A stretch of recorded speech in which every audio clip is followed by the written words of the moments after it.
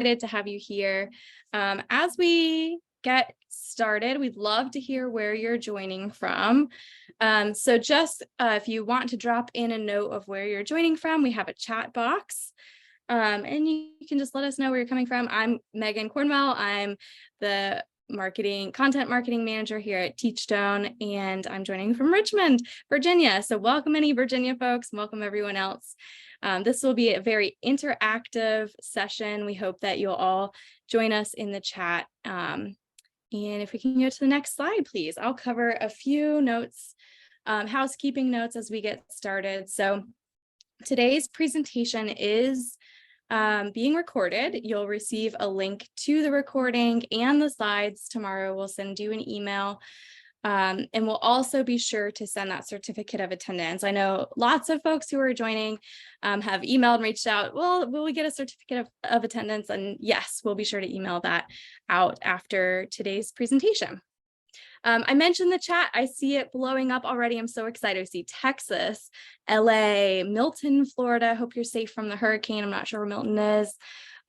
Texas, New Jersey, people from all over. So this is super exciting to see. DC. We got a Blacksburg, Virginia, Megan. I saw Norfolk, Virginia too. My Virginians are out there and they've joined us.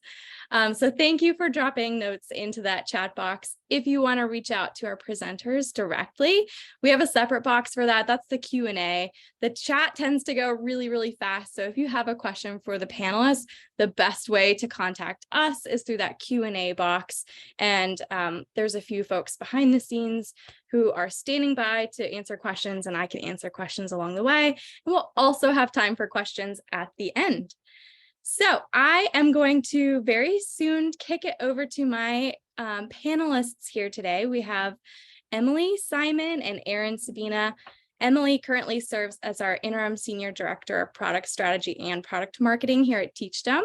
She has her master's in early childhood education, and before coming to Teachstone, she served as a classroom teacher and supported training and marketing efforts at Teaching Strategies. Welcome, Emily.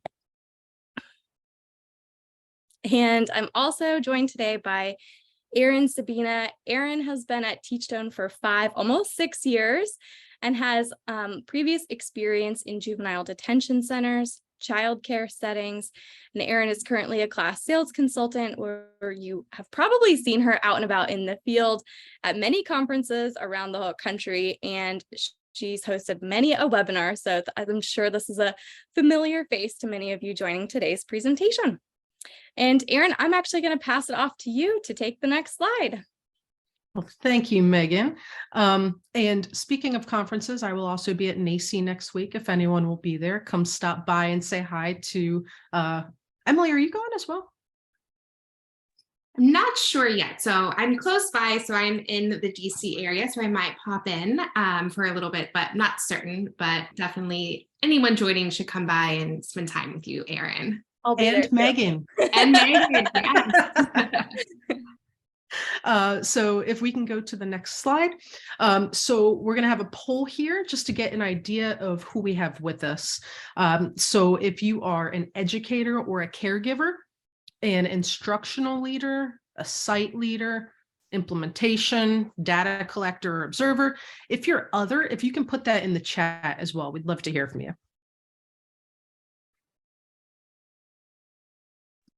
While folks are filling that out, I've gotten a few questions on my end about how will people receive the certificate of attendance. You don't have to do anything special. We'll be sure to email it out to everybody who registered for today's event. So you don't have to send your email. You don't have to check a box or anything. You're automatically going to receive that and the recording and the slides. So just wanted to clarify that.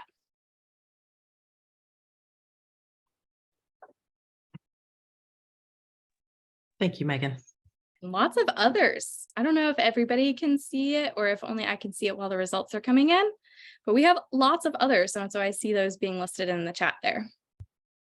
Yeah, I'm loving how many I'm seeing coming through that are saying that they serve as the family educator or the parent and community liaison. What a wonderful role and person and expertise to have within a program. That's amazing.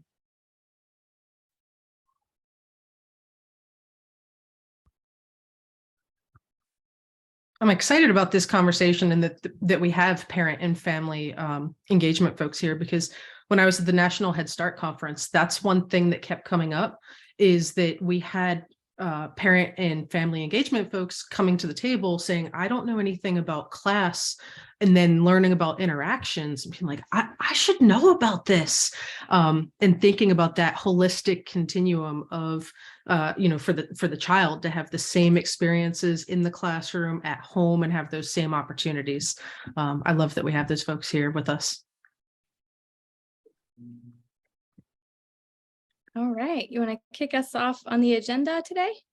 All righty, so we're going to start off defining the 4 keys of effective connections and communication with families. We're going to create a before, during, and after plan for your family engagement efforts. So you're going to come away with some tangible, actionable steps. We're going to learn how meaningful interactions at home can support those plans. And then we'll definitely end with time for some questions if anyone has any that we don't address throughout the session here. So if you can, think of a time when you were asked to share your perspective on something that was important to you. What did it feel like to be listened to and to have your experiences valued? So tell us in the chat box, tell us a story of a time when your perspective was valued, you were listened to. Emily, can you think of a time for yourself? Yeah, so I recently just had my second child, Molly. She's 12 weeks old. And so with returning to work, she had started childcare. And thankfully, she is my second, so it's not my first go around with childcare and all of the nerves and the anxiety that comes with that. But you still, have some of that. You want to make sure that your child is feeling loved, and especially when they're that young, that the schedule that I worked so hard for the last 12 weeks can kind of stay into place. And so I was really thankful that when I enrolled her in the program, I was able to kind of submit a couple of forms that kind of outlined exactly the schedule that we followed at home, how Molly prefers to get ready to go down for nap, how to best soothe her. And I really felt like that they cared about not only my well-being as an anxious parent returning to work, but that they also really cared about Molly and Molly's well-being and making sure that she felt comfortable in her new environment. Sounds like you're at a great place. Yes. Lovely center. My example was significantly less impactful, I think, but mine was just thinking about folks who bosses previously and such, who put their phone down when you're speaking with them and wrap up whatever they're doing and are just making eye contact with you and really listening and hearing what you're saying. I think that's just really, really meaningful and impactful. I love that. It kind of resonates with what we're seeing come through in the chat, that when folks had their experiences valued and listened to, they felt seen, valued, important. They felt like they were being heard and that their opinion mattered and made a difference. Appreciated, special. Oh, I like that, Sophia. Special. Yeah. And think about even as adults, how if that's impacting us as adults, those same kind of things with the children that are within our care, but also with those family members too. Absolutely. Okay. Keep on sharing. If you're still typing, feel free to finish it out. We'd still love to hear from you, but we're going to go ahead and continue on with thinking about some of the key ideas for fostering really positive family engagement within your program or organization or classroom. So when it comes to thinking about connecting with families, if you are familiar with class, much like that class dimension of positive climate, to effectively connect with the families within your organization, classroom, or setting, it's important to focus on that emotional connection that you're able to form with them through the warmth, respect, and enjoyment that can be communicated by your verbal and nonverbal interactions, but also the physical environment that you're welcoming them into. And so to continue to strengthen those positive, effective connections, think about what is the unique knowledge, perspective, and ways of being that families can bring to the relationships that you're working to form. So think about how can you let them know that you're interested within their experiences, within their history, and within their desires for their children. How can you connect with them in ways that acknowledge those family strengths? And how can you make your own adaptations with the interactions with their children to match the values and priorities that those families hold so closely? And the key idea number two is thinking about, as you engage with these families, how can you engage with them in ways that continue to strengthen and promote those positive parent and child interactions? So how can you further connect and loop them into this team of caregivers that partner together to support the child's development and learning? So as you look to connect with families in your program, think about how can you respond to them in ways that illustrate a warm and supportive relationship, that can let them know that you value their role as a parent or educator or guardian of that child. And how can you meet them where they're at and providing them with the support and resources that each individual family member may need, but also what they need at the right time?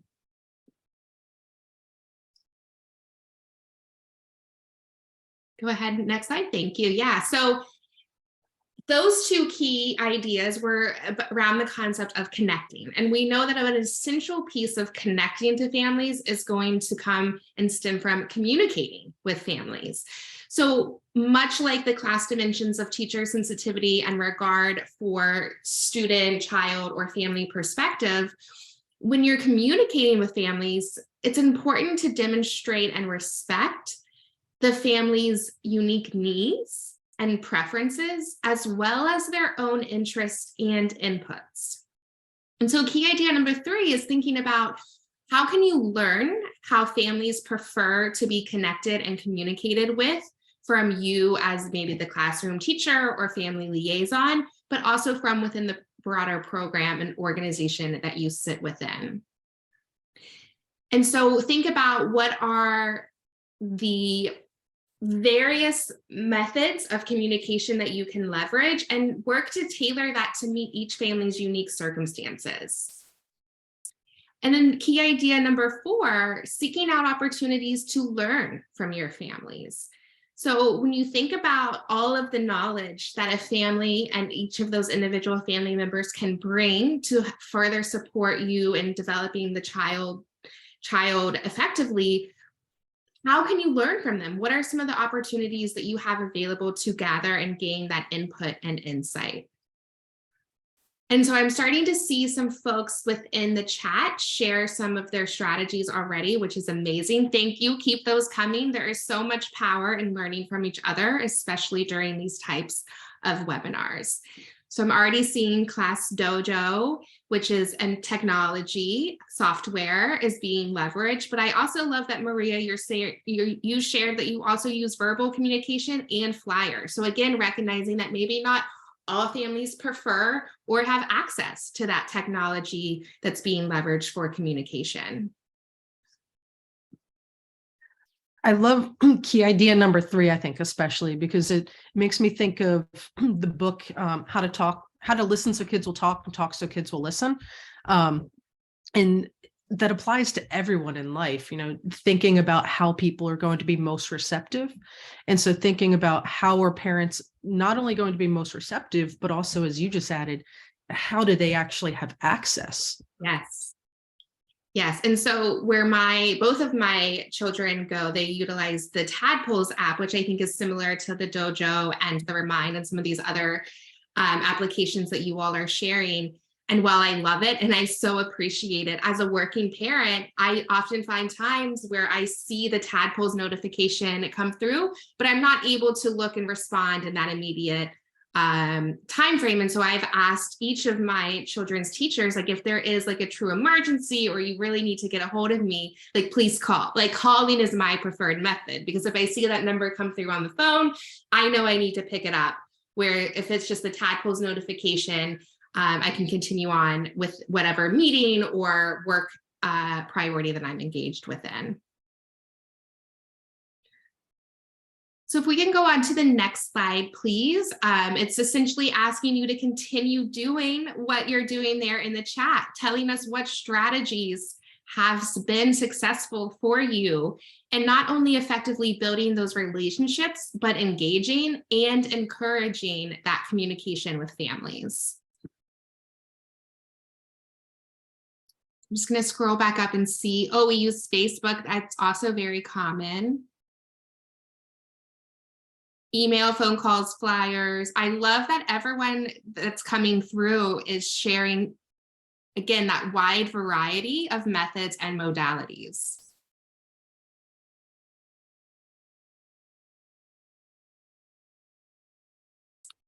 Donald coming in with the old-fashioned suggestion box. I like that. There is something to be said about that sense of being anonymous when wanting to connect and engage.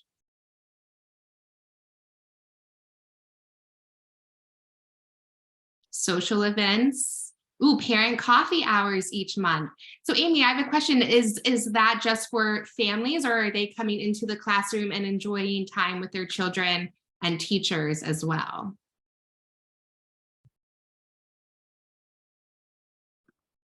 While we're waiting on that, there was also a really good point made that Megan called out, that some parents may not be able to read either. So having pictures and thinking about things like that, like how can we make sure that the messaging is getting across? Yes. And we're Shonda sharing the open door policy. Yep. And as a family now, I went from the teacher, right, to now that family member. I so appreciate that open door policy even more as a family member. Learning sign language to communicate with a father who's deaf. Wow.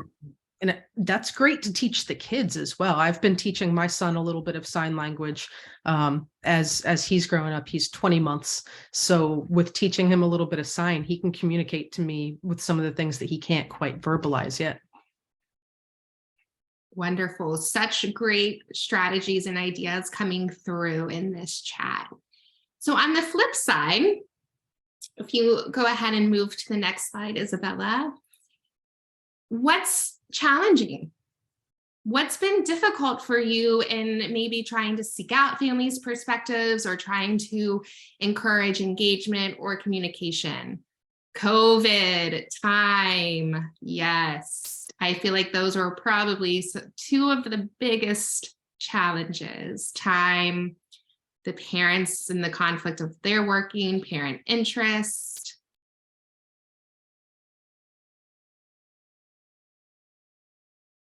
Time, language barriers, yeah. Lack of funds, technology barriers, transportation barriers.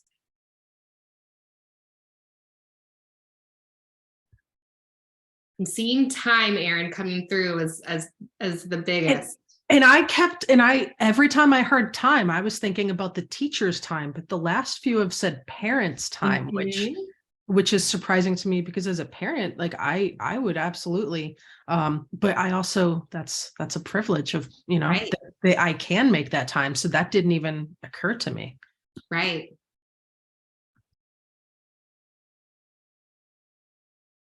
Safety coming first with COVID. Yep. And everyone's already, I like Chris, your observation there, everyone. So families, teachers, children, everyone's already stretched so thin.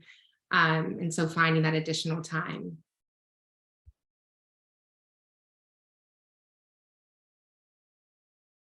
Yeah, the security and safety policies may not allow families to come into buildings. That's definitely a big challenge and hurdle to overcome.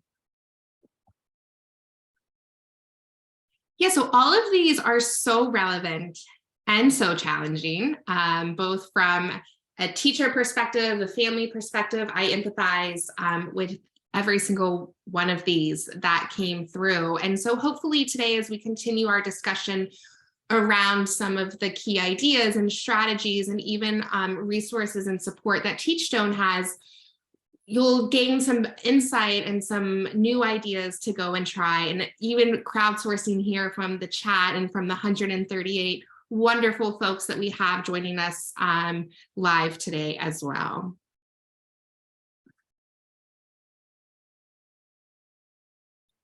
So when we're thinking about how can we effectively plan for family engagement, because I think that is an area that we know about, right? As educators, family engagement is really important, but it may not necessarily be an area that we're always intentionally planning for.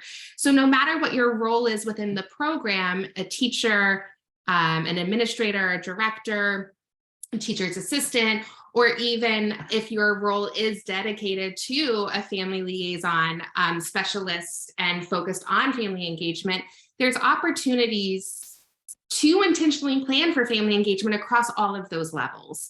And so the first kind of step, like this idea of like before the school year begins, before those new children walk into your classroom or into your program store, or you welcome those families into your organization, you can engage with them. You can start by asking families about their home language, their family values, their tradition, their work, their preferences, their style of communication, their time hours, like, right? Like what time would be convenient for you?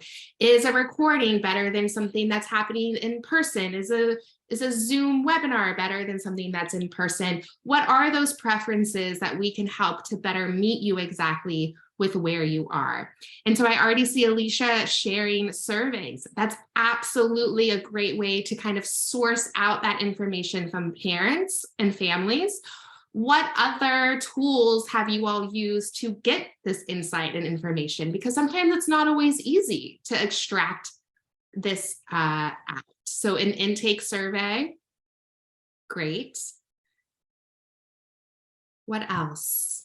I know when I was teaching, I was in a pre-K program and we actually did home visits. Yes, and Ebony just put that in right as I was saying that, home visits, very popular within the Head Start community, but it can be super valuable even across and outside of that area as well. So during open house, getting additional information, parent talent questionnaire, great. These are all great suggestions. But the home visits, I will always remember, I was super nervous going on my first one, right? No idea what to expect. New teacher, feeling a little lost as it was, and just walking in and when I was leaving, thinking about how much I learned about that child and family within those 15 minutes. Like they were very short, 15 minutes, but I walked away with such an insight into who that child was and what was important to them and to their family. And I was better able to connect with that child as a result and with their family. We already established that relationship and we were able to continue to nurture it throughout the year.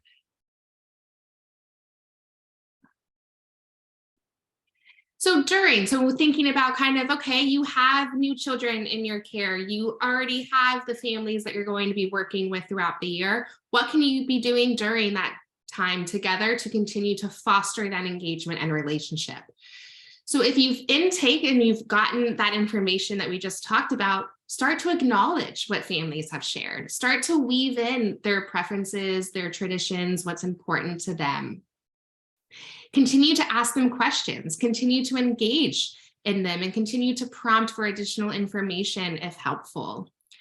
And then share your own philosophy and approach to teaching or serving as the family parent liaison and your program's organization, and try to make the connection between the two. Where are there overlaps in your program's innate philosophy and approach with what you know is important to that individual family as well?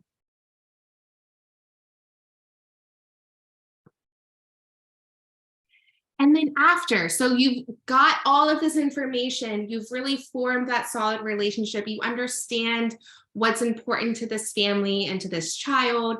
How can you continue to demonstrate that respect and that relationship It's by adapting. So think about your classroom or your program schedule, routines, practices, events that you host, and make those adaptations as appropriate to integrate not only the family's home language, for example, or their values and tradition, but their ways of being. So those challenges that we were talking about, the time challenges, the safety challenges, start to adapt maybe some of the historical programs and engagement events that you are hosting to better meet and overcome those challenges for the different family groups. Just trying to keep up with the chat. I love that there is so much chatter going on in the chat. Erin, are you seeing anything to highlight before we continue on? I really love the last comment. When approaching families, make sure you emphasize the fact that parents are the first teacher. And that's so important to acknowledge that you're a teacher, but they're teachers as well. And they're guiding their students, your students, their children, and that you're partnering together. And the more you can work together, the easier it is on the kids because they have that consistency. They know what to expect. They have routine. They have structure. And we know how important those aspects are for young kids, especially. Absolutely. And I love that. And what a great way, going back to where we started today's time with, of making that family member feel valued and heard and seen and appreciated by simply acknowledging and sharing, you are that child's first teacher. Super powerful. Thanks for sharing, Chris. So if you think about at Teachstone, we are the purveyors of class and all things of positive interactions.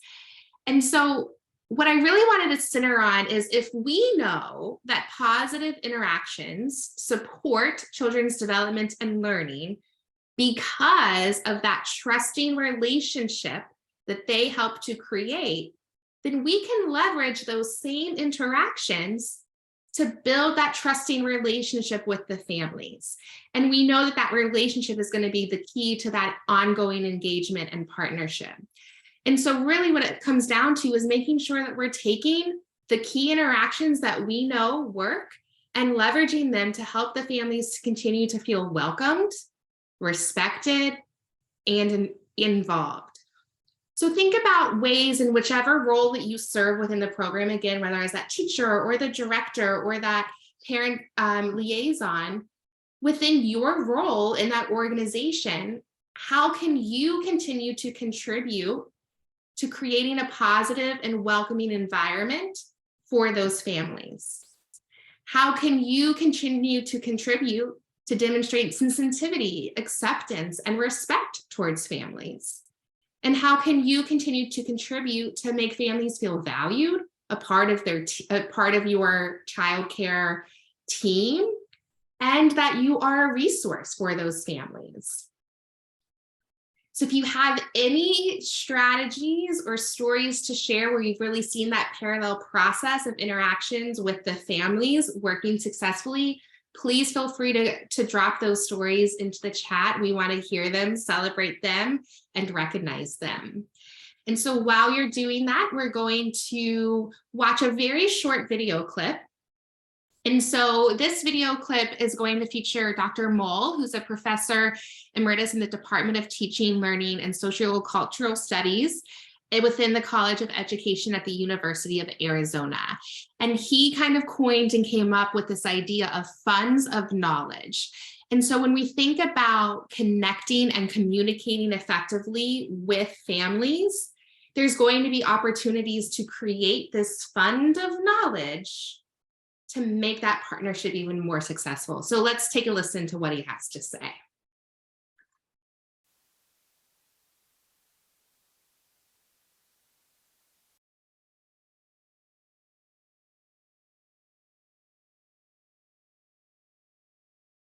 Isabella, you have to unmute. Audio, Isabella. Yeah, you have to unmute, I think.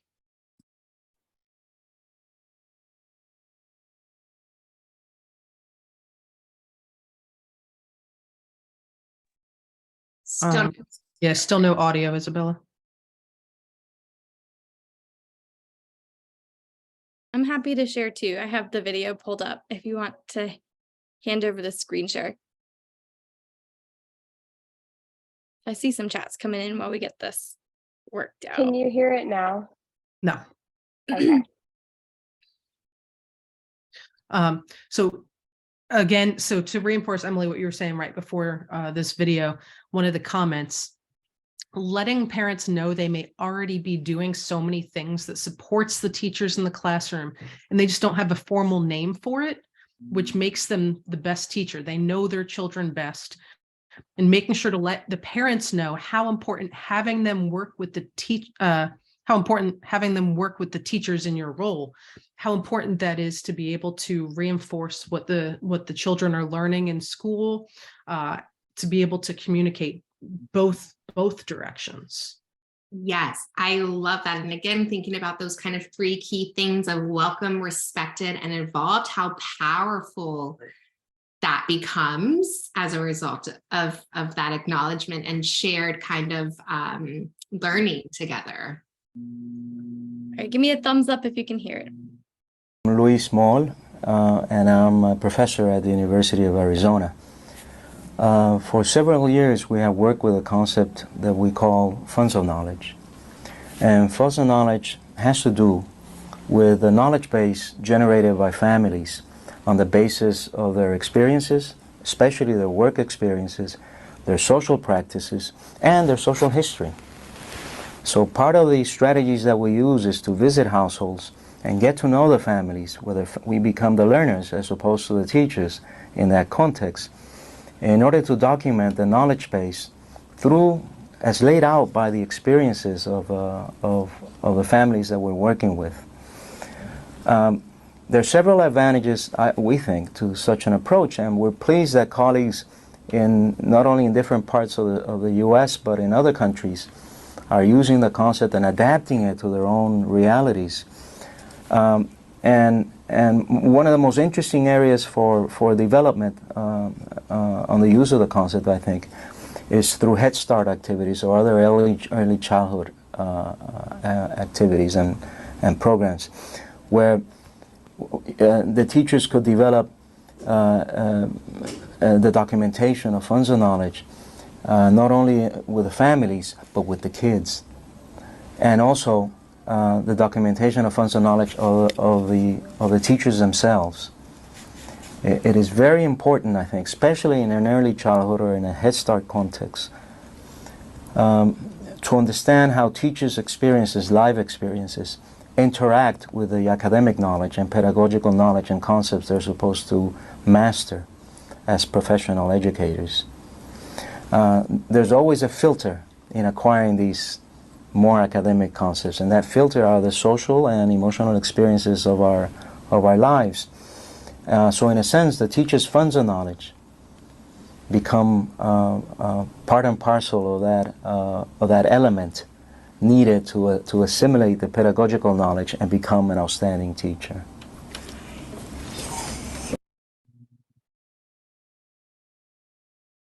Aaron, there was a quote that he said that stood out to me, and I Luis know Moll, sorry, it's okay. I want to know if it also is what you hung on to out of that as well. But he said, "We become the learners instead of the teachers." I love that because that goes back to, again, you know, the two-way communication, and we always have learning to be doing. We're not just educators. We don't know everything.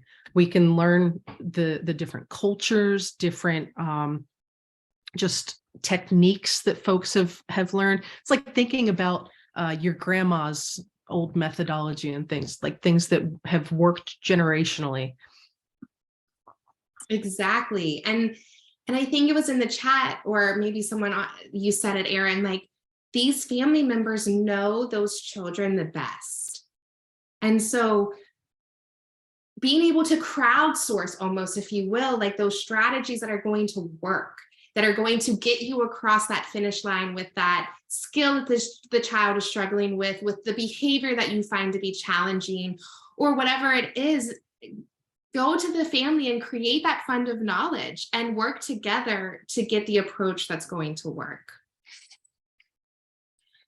And so at the end of the day, before I pass it to Erin to continue the conversation, the one last thing that I really want to leave you all with is remember you're on the same team with these families. As a former teacher, I know that not all families are easy or joyful to work alongside and to form that partnership and relationship. It can be difficult. We know it's challenging.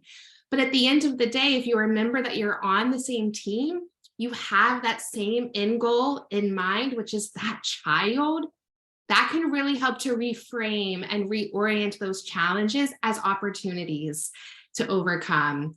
And that those funds of knowledge that you're able to create will only make that team and lift that child up even higher.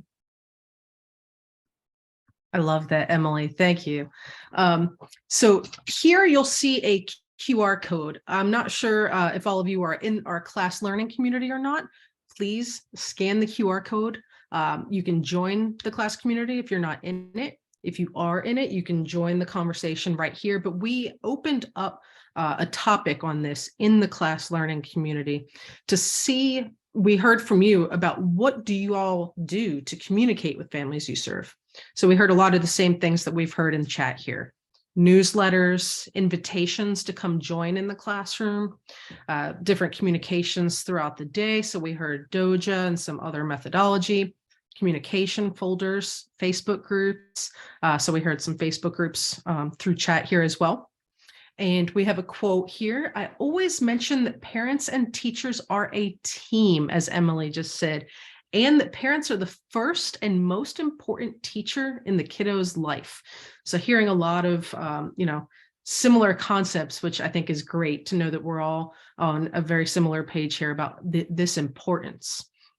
So you can go ahead and join the conversation. We'd love to hear. Yeah, I was just going to jump in too, Erin, before you moved on to the next slide. Sorry, but you're good. Continue on encouraging folks to join in on that conversation. But this slide and kind of these bullets, I was just having a moment to catch up on the Q&A that's been coming in. So the questions that are being submitted. And there was one from Tanya. I hope I said that correctly. That's very relevant to this slide because I'm looking at these bullets and it's kind of like not a you pick one and you've checked the box of communication. It's no, like you have to leverage the variety and all of the ways of communicating with families, because her question and point is, they use a Learning Genie app, so a technology component to send out information to families and to share resources. And they do things in person with communication and flyers, but they continuously get on their family surveys that families are saying they're not receiving all of the resources that they need. And so it's kind of like, how can we help ensure that doesn't happen? And we get families looking, and I think the slide kind of illustrates that, right? Of like, hit those families with every possible communication avenue as you can. And speaking from personal experience, again, like I get those app notifications from my children's school, and sometimes I'm really busy, so I swipe it away and I completely forget that it came through. And so then when I get the email the next day from the program instead, I'm like, oh, thank you for that reminder. Or even when I open up their bag or the bottles, the bag that I put the bottles in for my youngest, and there's a physical paper that's saying, please bring in more diapers and wipes for Molly. I'm like, thank you. Like I need to see it almost in those 3 different places for my busy working brain to remember. My friend's daughter, her preschool, they have a folder that goes home with them every day. So we see communications folder, and on the one side, it's things for parents to keep. So the artwork they've done and such, and the other is things for the parents to return. So it's good to have these different methods, and then also the consistency. So parents know where to look if there's a specific way that they can look, but also having the different modalities. Love that key of consistency. Very true, Erin, very true. Okay. So if we can go to the next slide here. So we want to create a bridge, again, consistent, meaningful interactions. So here at Teachstone, we've been thinking about the importance of parents within the context of children's learning and that consistency from school to at home. And how can we empower parents to be able to have some of these same interactions? We know that not everyone has a robust background in child development and theory to know what some of these strategies might be. So we've developed a 1-hour workshop that helps empower some of these families. So it's written specifically for families and shares class concepts in ways that families can easily relate to and understand.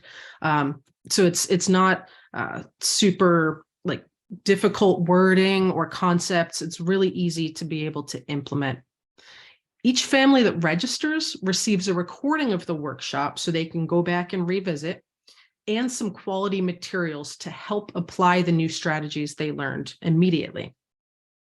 They'll also receive access to a digital resource that summarizes the content that was presented. Again, if digital resources are not the means for your parents, sorry, I'm like having trouble with my words right now, for your parents, you can always print that out, give them the physical copy as well so that you have that access. So it's been utilized extensively by families throughout Chicago schools. And with that, we have 94% of families have left feeling motivated to use the strategies that were learned when they get home. And 99% of families who attended the workshop felt it helped them understand the importance of effective interactions. So those are some great impact that we're seeing from this workshop. That is an amazing impact, Erin, to know that 99% of those families walked away with a better understanding and appreciation for their day-to-day interactions with their children. Just imagine that longer term impact on that child's development and learning as a result. Wow. Okay.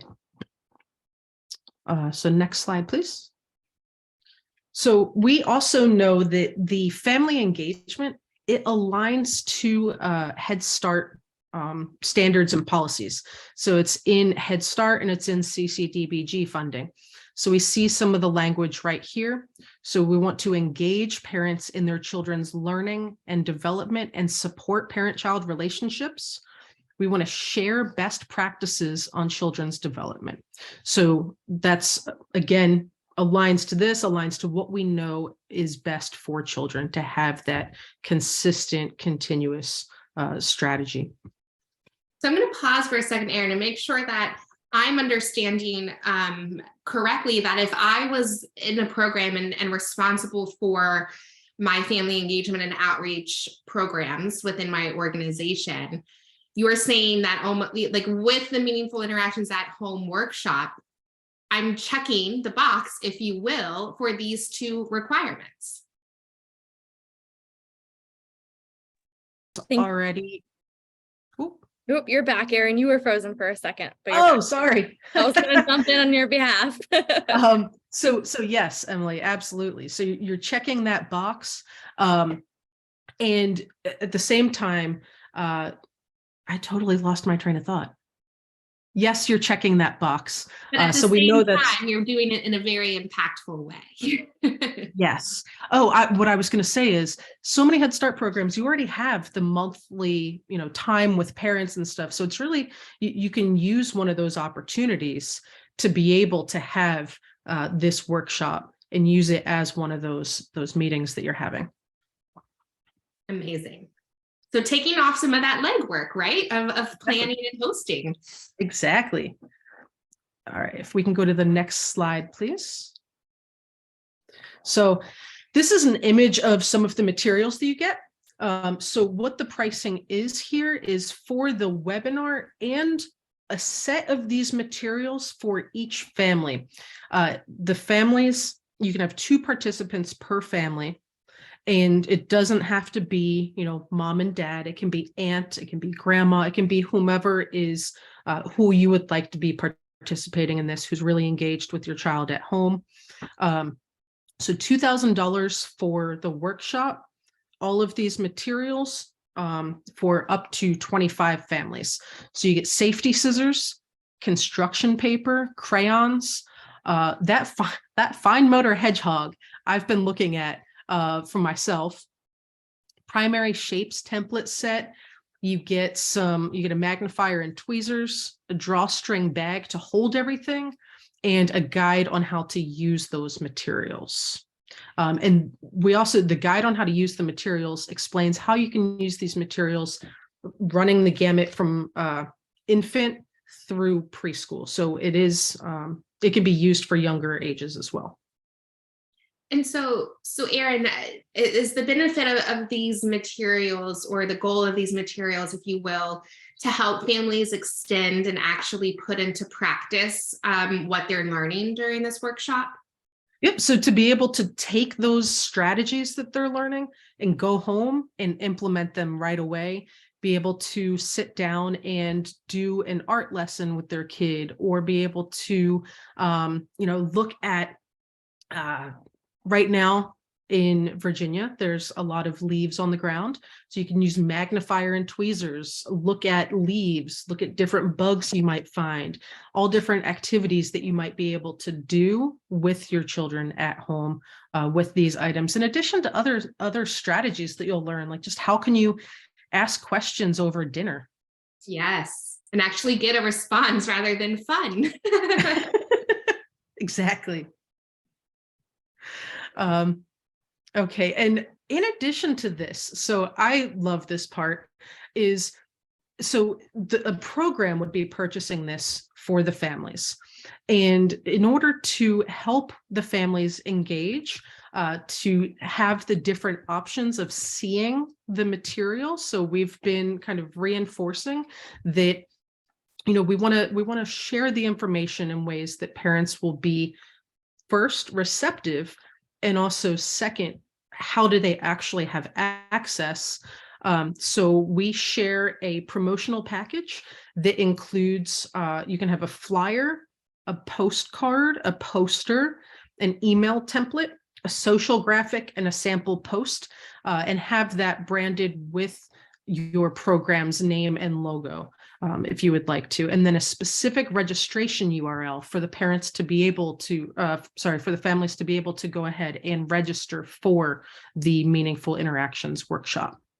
So I love the level of support that we're providing to make it as easy as possible for parents to see this, show up, get strategies, take away some resources to bring home, and really support these children. Absolutely. And talk about turnkey support, right? And to reduce some of that burden of the logistics around hosting and planning for these events, because I'll reiterate, like, these are all included, correct, Erin? Like, these are just included supports that we want your event to be successful. So we're offering these as supports. Yep, 25 sets of them. Wow. Well, 25 sets of the materials, and then these supports as well to make sure that we can help get folks there.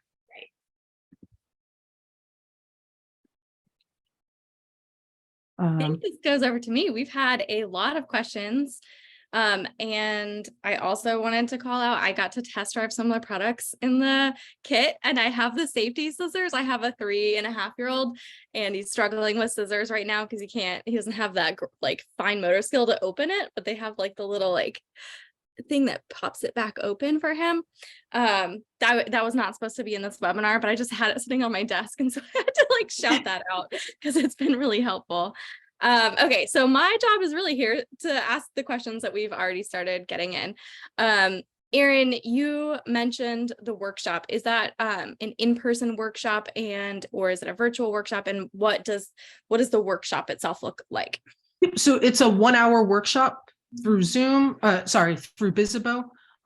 So they get registered. So it's I'm just so used to saying a virtual Zoom at this point, but it's through Bizibo, and so they'll have the link to be able to register, and then you'll have the live facilitator. I saw a question, is it in English only? The workshop is available in English and Spanish. There's a question about Chinese.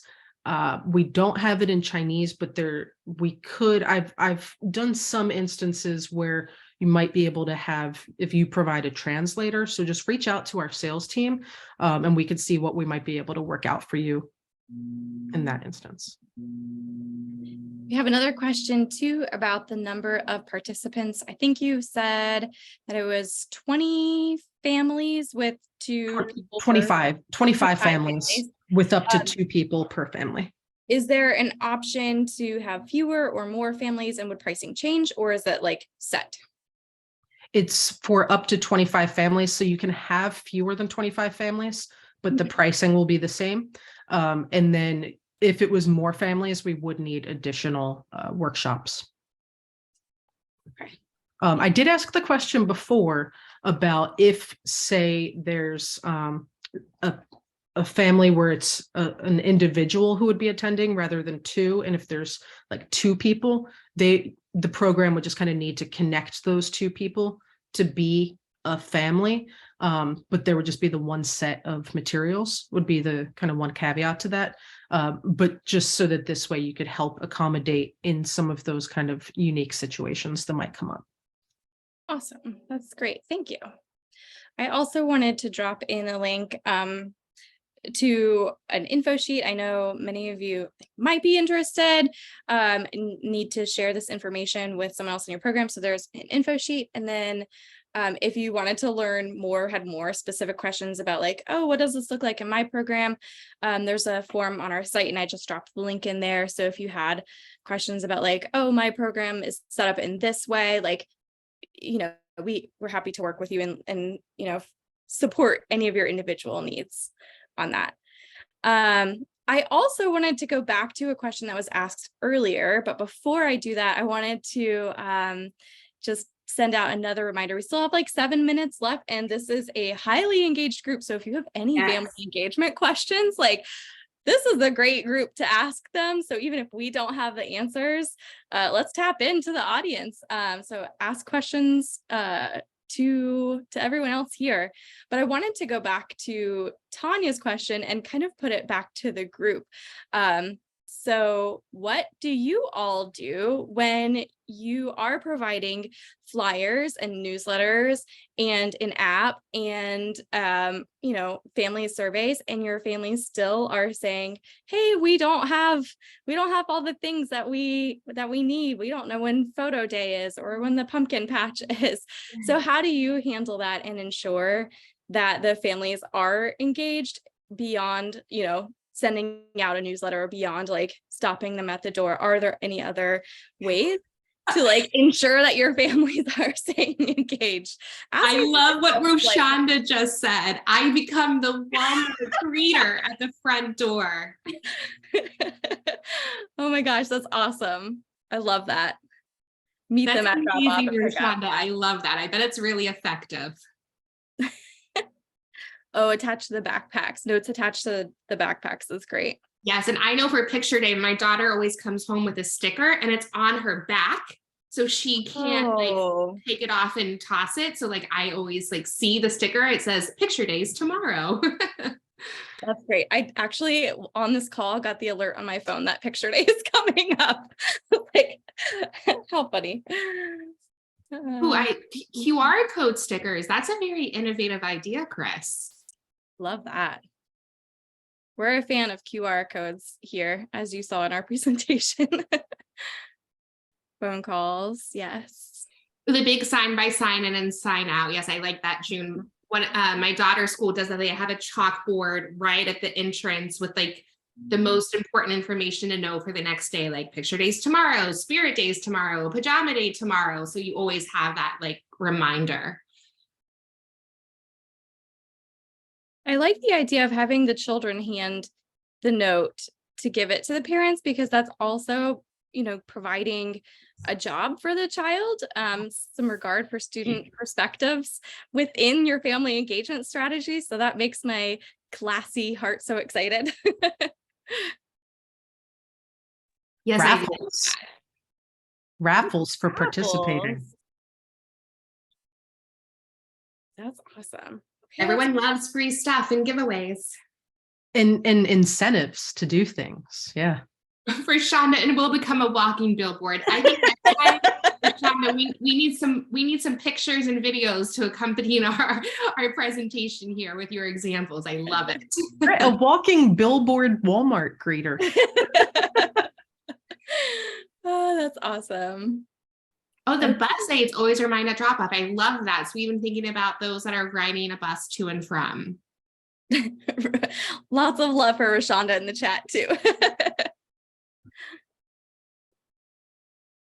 This is great. Any other questions for each other? Our Q&A box is empty at the moment, but if you have any more, we have a couple more minutes. And in the meantime, I will send or share the reminder. We have recorded today's presentation. So you'll get the recording, you'll get the slides. I'll also include that one pager PDF that I dropped in the link so that that's accessible to you in the follow-up email or on the page that we have the recording on, and the certificate. I don't want to miss the certificate of attendance. So we'll have that. It'll have today's date and 1 hour of attendance. I don't have any other questions, and we're just about at time. So thank you all. Thank you, Erin and Emily, for your time and for supporting our presentation today. Very grateful for you and very grateful for this chat. This group was so vocal and has so many great ideas. I feel energized just from today's presentation, from learning from everybody else here. So I really appreciate it. Me too. I appreciate everyone being so willing to share their ideas and strategies with the broader group. Thank you all.